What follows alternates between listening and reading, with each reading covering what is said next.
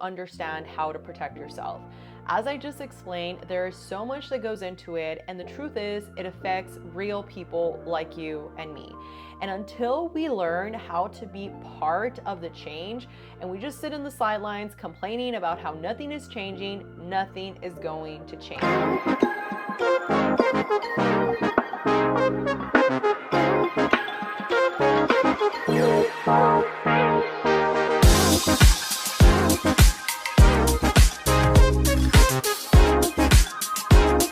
Let's talk about something that affects every single homeowner in Texas. And I want to give you a quick rundown of what to look out for you and your family to be protected, because I have been seeing tax rates continue to increase and a lot of people don't know how to navigate, number one, protecting themselves, number two, actually understanding where your money is actually going, and number three, what you can do about protecting yourself and your future asset. Now with this, my name is Alexa. I'm a local real estate investor in El Paso. I'm also a real estate advisor, and my goal with these videos is to equip you so that you know what to look after so that nobody takes advantage of you. So with that, let's get to it. So here's the reality. Texas has a model for collecting property taxes that some people jokingly compare to a mafia style system. Not because anyone is doing anything illegal, but because they are layered and structured in the control that really takes the power away from us as the people that are investing in real estate. Now you got the legislator, which is actually who creates the rules, then the Texas Education Agency, who helps drive the standards, and finally the Comptroller's Office, which they basically double check whatever the appraisal district across the states are valuing the homes. That way the state knows what to expect. And here's a big one. If the comptroller thinks that the district property values are too low, school funding can get reduced, which puts huge pressure on these appraisal districts to keep values climbing year after year. And historically, guess who had the most influence in these appraisal districts? The taxing entities themselves. That's right.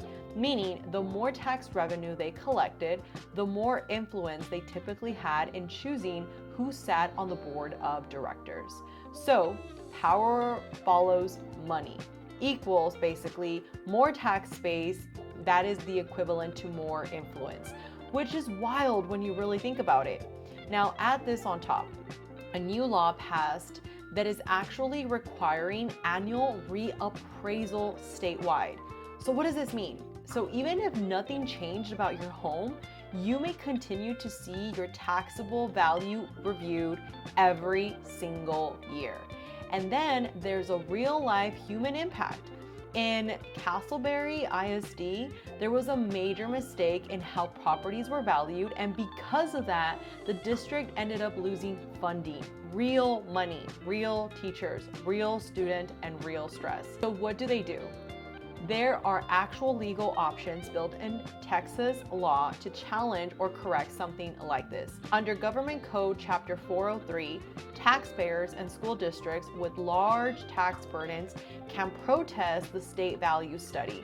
And under the tax code of 2518, a taxing unit, like a school district, can force a reappraisal across the entire area. So yes, homeowners do have rights, and yes, there are systems to challenge unfair valuations, but most people don't know this, which is why conversations like this matter. So this was obviously a mouthful, and this is why I want to make this video, to really help you understand how to protect yourself. As I just explained, there is so much that goes into it, and the truth is it affects real people like you and me. And until we learn how to be part of the change and we just sit in the sidelines complaining about how nothing is changing, nothing is going to change. Now, I do have a special link for you guys as well, because recently I've been noticing some of my taxes in some properties going up. And although I'm all for paying my taxes because I do believe that it goes for infrastructure and there's a lot of things that you can benefit from, I do also comprehend that the people at the top are not doing as they should be doing with the overall money that they're collecting. And this is really where we need to be involved. Onwell is one of the companies that I've partnered up with that is going to help you in protesting your taxes. And if you want more assistance, send a message to the link down below and they will help you in protesting your taxes. Now here's the bottom line, and this is the main goal for this video.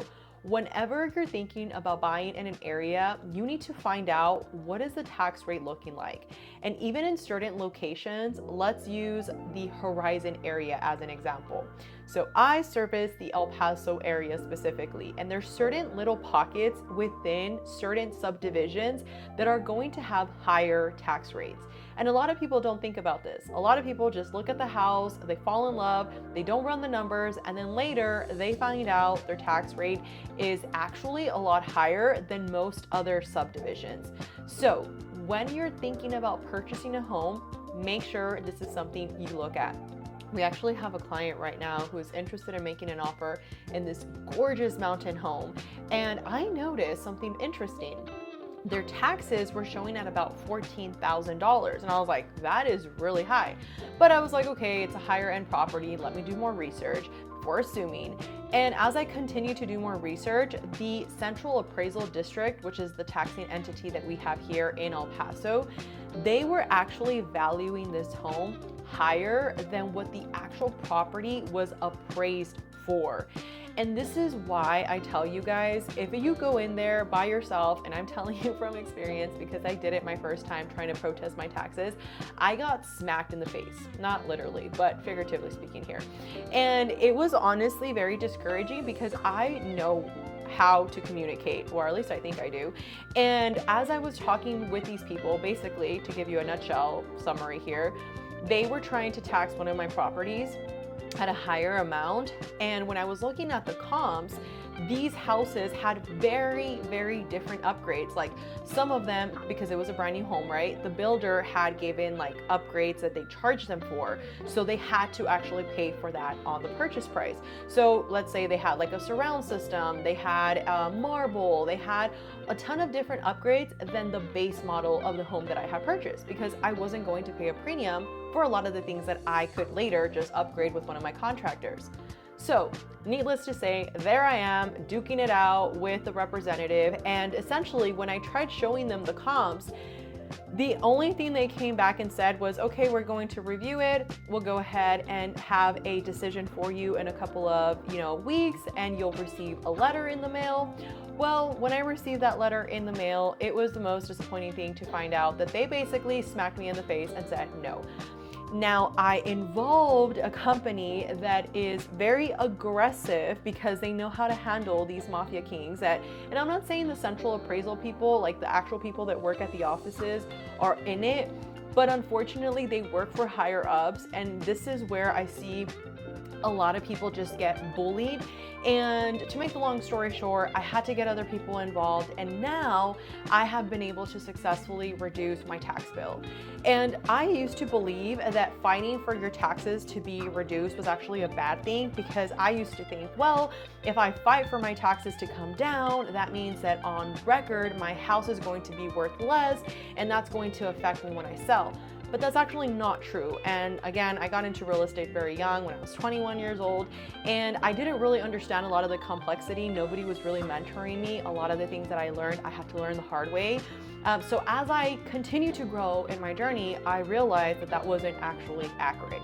And now I do it all the time, really. I tell my clients, make sure you put your homestead exemption. If you're 65 and over, put your 65 and over exemption. These things protect you. And if you have a realtor, because I've had realtors that did this to their clients, I talked about this on one of my previous videos, but I was having this client that called me to sell their property. When we met, this poor couple, they're military, they were paying so much in taxes. And I was like, why are you guys paying so much? They're like, I don't know, this is just what we've always paid. Well, come to find out, their realtor never told them to add their homestead exemption. And these poor people were actually paying taxes as if this house was an investment property. That was definitely a disservice that realtor did to them. And this is why I always tell you guys, make sure you know who you're working with. Whether it's with us, I hope it is. But even if it's not, honestly, just make sure that people know what they're doing, because unfortunately, there are a lot of people out there that just really don't take the time to explain this. And honestly, some of them just don't know. A lot of them, I've noticed it myself, they don't even own a home. And this is not to knock on anybody, because I've been there. Like, I've talked to you guys about my story. You know, I come from nothing. So I totally get building something. But what I don't like is when you're trying to teach somebody to do something that you've never done yourself. So I always tell you guys, make sure you do your research, make sure you know who you're getting involved with and who's going to represent you, because unfortunately, it can cost you thousands of dollars. If you are a homeowner in Texas and you have been concerned about your taxes and why they continue to go up and how nobody is really taking the time to explain this to you, I highly recommend you click on the link down below. OnWill will help you from A to Z and really strategizing something that is going to help you at the end of the day get a better discount on those taxes. And the fun part is, if they don't win, like if they protest and they don't win, they do not charge you anything. If they win, they charge you a 20% on whatever the price that they reduced was. So let's say it was $1,000 that your taxes went down, 20% of that, which I find is a great deal. So I hope this video was helpful. I try to make it as quick and concise as possible. I saw this other realtor, he's amazing. He made a whole summary of this and it took him about 40 minutes and I was like, that's just making my head spin. So I hope this was like concise and to the point. Hope this video was helpful. I'm going to make another video on what to expect in 2026, because I know a lot of people, and I'm waiting for those in the comments to come because it's happening all the time, but people that are telling you that the freaking market is going to crash. And they were saying that in 2023, they were saying that in 2024, and they said that in 2025, and guess what? It has not crashed. So I don't want you to be one of those people that is just sitting in the sidelines as values continue to go up. And now you're shooting yourself in the foot because you're listening to that one person that bought a house many years ago, or that one person that doesn't want to buy a house because they're afraid of the market and they're afraid to really take a risk. So if you've been thinking about purchasing a home in 2026, this is definitely a video you want to check out. Click the link down below to see our next videos. And with that, thank you so much for watching. If you found any value on this video at all, please consider sharing it with somebody that you love so that they can also benefit from these tax savings. So with that, I'll talk to you on the next one.